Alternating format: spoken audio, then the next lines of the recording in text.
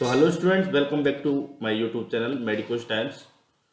तो पिछला जो हमारा लेक्चर था वो था कि ऑर्गन सिस्टम्स क्या क्या है और ऑर्गन सिस्टम्स में लेवल क्या क्या है। एटॉमिक लेवल, मॉलिक्यूलर लेवल, फिर हमने बात की सेल के लेवल की, टिश्यू लेवल की, ऑर्गन लेवल की, ऑर्गन सिस्टम लेवल की। हमने ये भी बताया है कि आपको कि सिस्टम कौन कौन से होते हैं। फिर उसके बाद में हमने मेन जो टॉपिक था हमारा बॉडी फ्लूइड कंपार्टमेंट्स, उसके बारे में बात की। तो हमने जब बॉडी फ्लूइड की बात कर ली है, कंपार्टमेंट्स की बात कर ली है, तो उनमें रहने क्या वाला है, उनमें रहने वाला है बॉडी फ्लूइड। तो इस लेक्चर में हम आपसे बॉडी फ्लूइड के बारे में बात करेंगे। तो अगर आपने हमारे यूट्यूब चैनल को सब्सक्राइब नहीं किया है तो सबसे पहले सब्सक्राइब कर लीजिए। चलिए हम चलते हैं हमारे टॉपिक की तरफ। तो बॉडी में जो है ना फ्लूइड पाए जाते हैं, उन फ्लूइड्स की वजह से ही जो है हम विभिन्न प्रकार की जो डिफरेंट टाइप्स ऑफ जो है रिएक्शंस हैं, डिफरेंट टाइप्स ऑफ मोशंस हैं, डिफरेंट टाइप्स ऑफ वर्क हैं, different types of anything that we can do are due to the fluids that are found in our body. Like आप एक चीज को समझिए, जब आप चलते हैं, ठीक है, तो चलते हैं तो आपके घुटने जो होते हैं उन पर एक पटेला लगा होता है। पटेले क्या है, एक तस्वीर सी लगी हुई है, तस्तरी सी लगी होती है। दो गोंटू हैं, इन दो गोंटों के बीच में तस्तरी सी लगी होती है। उनके बीच में थोड़ा सा जगह होता है, इसमें थोड़ा सा जगह होता है। उस जगह में क्या है, फ्लूइड भरा रहता है, जिसको हम साइनोवियल फ्लूइड कहते हैं। अगर वो फ्लूइड नहीं होता है या फिर उस फ्लूइड के क्रिस्टल्स बन जाते हैं, क्या हो जाते हैं, अगर वो फ्लूइड या तो नहीं होता है और या फिर उस फ्लूइड के क्रिस्टल्स बन जाते हैं, तो ऐसी कंडीशन में क्या होता है कि जो पीपल होता है, जो आदमी होता है, उसके क्या होता है कि ये आवाज करने लग जाते हैं। ठीक है, तो आवाज करने के साथ में ये क्या है, आपस में इनमें फ्रिक्शन होना स्टार्ट हो जाता है। कंडीशन ऐसी आती है कि ये जो पैर है वो सूज जाता है। अगर इसी जगह पर अगर क्या है फ्लूइड होता है, तो ऐसी कंडीशन में क्या होता है कि ये कंडीशन नहीं आती है और आराम से जिस प्रकार से मेरी उंगलियां वर्क कर रही हैं, ठीक है, उसी हिसाब से ये भी वर्क करते हैं। तो ये सारी चीजें जो है वो बॉडी फ्लूइड्स की वजह से हो रही है। अब क्या बॉडी फ्लूइड एक ही प्रकार का होता है? बॉडी फ्लूइड जो है एक प्रकार का नहीं होता है। एक प्रकार के फ्लूइड के कई पार्ट्स हो सकते हैं। हम कह सकते हैं कि there are many parts of a one fluid, ऐसा हम कह सकते हैं, लेकिन एक प्रकार का बॉडी फ्लूइड नहीं होता है। तो मेन जो बॉडी फ्लूइड है, जो इम्पोर्टेंट है, वो है ब्लड। ब्लड के कंपोनेंट्स होते हैं, ब्लड के कंपोनेंट्स होते हैं लाइक प्लाज्मा होता है, ठीक है, तो उसको एंटीकोगुलेंट वगैरह की वजह से सीरम भी कहा जाता है। ठीक है, तो सीरम क्या है, जब हम बॉडी से निकालते हैं, जो एंटीकोगुलेंट में मिक्स करते हैं, तब वो प्लाज्मा।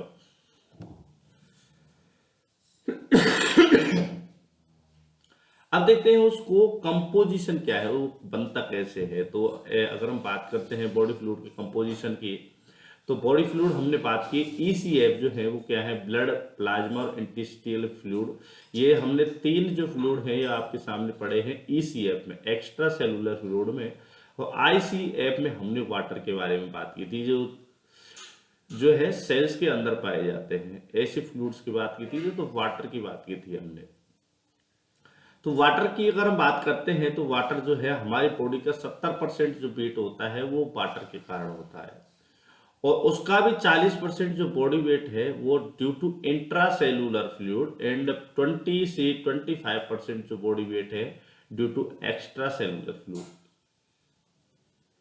अब एक बात बताइए, ब्लड जो है वो भी तो बनेगा, वाटर के बिना कंपोनेंट के वो कैसे बन जाएगा? तो that's why it is called 20 to 25%। Like after adding the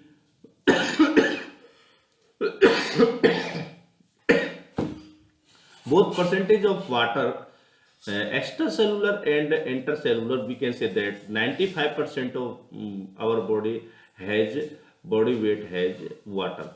Okay, let's start next topic।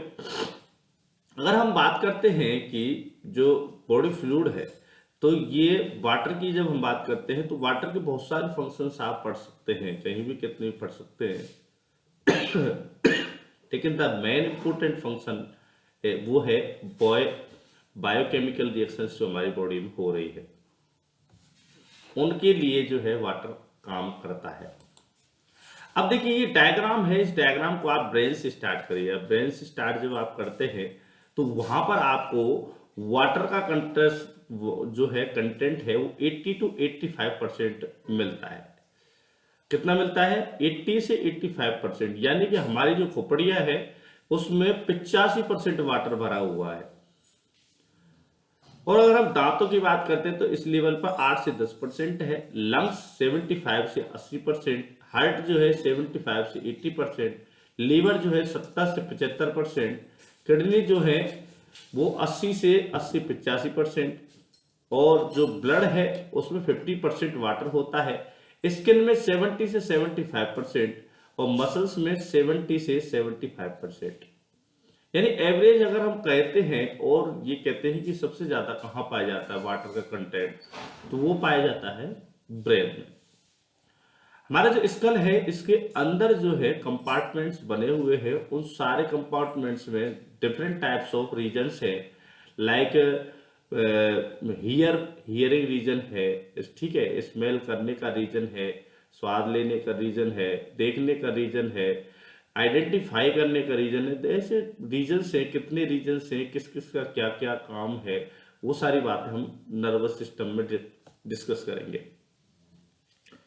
तो देखिए जितना आपको परफेक्टली रिजल्ट देना है तो उसके लिए आपको वाटर का कंज्यूम जो है करना चाहिए, इसलिए 2-2.5 लीटर की कहा जाता है अगर आपको स्वस्थ रहना है, क्योंकि बॉडी के ऑर्गेन्स नॉर्मली तभी वर्क करेंगे जब आप वाटर कंटेंट को अच्छी तरीके से लेंगे। अगर हम बात करते हैं कि 8% टीथ और 85% ब्रेन की बात करते हैं,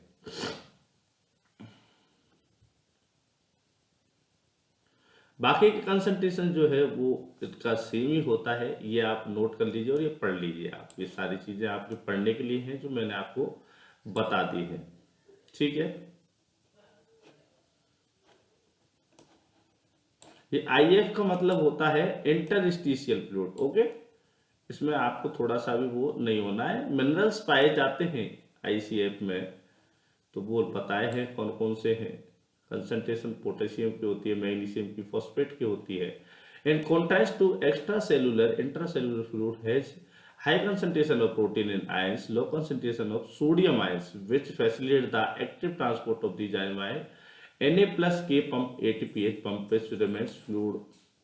तो थोड़ा सा कंसंट्रेशन बताया गया है, सोडियम का कंसंट्रेशन कितना होता है, पोटेशियम का कितना है, कैल्शियम कितना है, मैग्नीशियम का कितना, मतलब बॉडी फ्लूइड में इन इलेक्ट्रोलाइट्स का जो है कंसंट्रेशन नॉर्मल कितना होता है, आईसीएफ में कितना होता है और ईसीएफ में कितना होता है, ठीक है। तो ये आप जो है याद कर सकते हैं कितना कितना हो सकता है।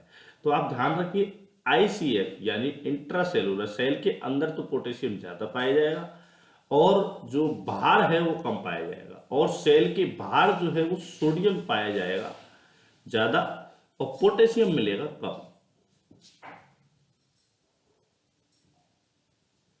तो आईसीएफ में सोडियम जो है कम मिलेगा, क्योंकि ये जो है ये मेंटेन करते हैं, ये एक्टिव ट्रांसपोर्ट जो है, ट्रांसपोर्ट आने जाने का, इस सारे सिस्टम को ये ही दोनों फैसिलिटेट करके रखते हैं, ठीक है। तो ये आज का हमारा टॉपिक था, वो क्या था कि कंपोजिशन क्या क्या होता है। अब हमारा अगला जो वीडियो होगा उसमें हम आपसे दोस्तों बात करेंगे होम्योस्टेसिस।